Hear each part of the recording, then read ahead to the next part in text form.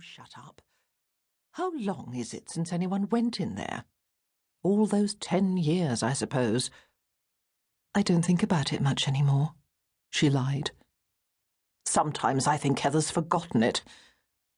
Perhaps I can forget it now, said Ismay, and she went downstairs to find her mother, who was in the garden with Heather. Forgetting isn't an act of will.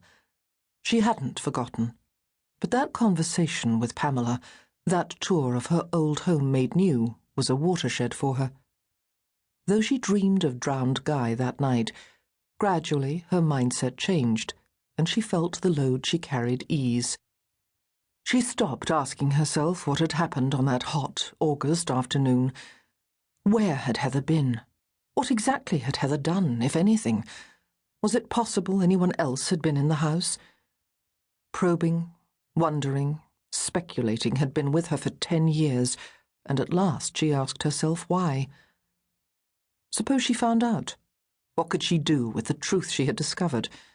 She wasn't going to share with Heather, live with Heather, to protect her from anything, still less save her. It was just convenient. They were sisters and close. She loved Heather, and Heather certainly loved her. She and Heather downstairs, her mother and Pamela on the top floor. The first time Ismay saw her mother in the new living room, in the corner she had made for herself with her radio, her footstool, the handbag she carried everywhere, she watched her to see if her vague, dazed glance wandered to the end of the room that was most radically changed. It never did. It really was as if Beatrix failed to understand this was the same room. Heather went up there with her when Pamela invited the two of them for drinks, and it was as Pamela said. She behaved as if she had forgotten, even going up to the new glass door and opening it to check if it was raining. She closed it and came back, pausing to look at a picture Pamela had newly hung on the wall, where the towel rail used to be, and Beatrix's bowl of coloured soaps had stood. Ironically, the only thing to remind you it had once been a bathroom was that picture, a Bonnard print of a nude drying herself after a bath. If they could forget, or dismiss it, or accept it, whichever it was, she must too. She had. She was almost proud of herself for doing what people said you had to do. Move on.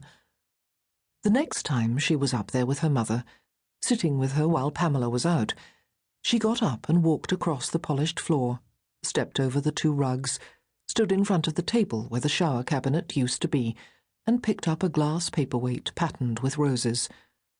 Holding it up to the light, she felt her heart beating faster.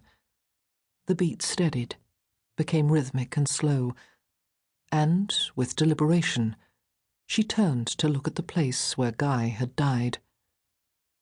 Beatrix had turned on her radio, had contorted her body as she always did, leaning to the left, so that she was almost resting her head on the shelf where the radio was, her ear pressed against it. If she noticed where Ismay was, she gave no sign of it, managing a distracted smile when her daughter smiled at her. Not long after that, she found her job in public relations, and Heather hers in catering. They got on well. They always had. Besides, long ago, and almost unconsciously, Ismay had appointed herself, not Heather's guardian, never that, but her companion. Not exactly to watch over her, not in the commonplace phrase to keep an eye on her, but just to be there and to see.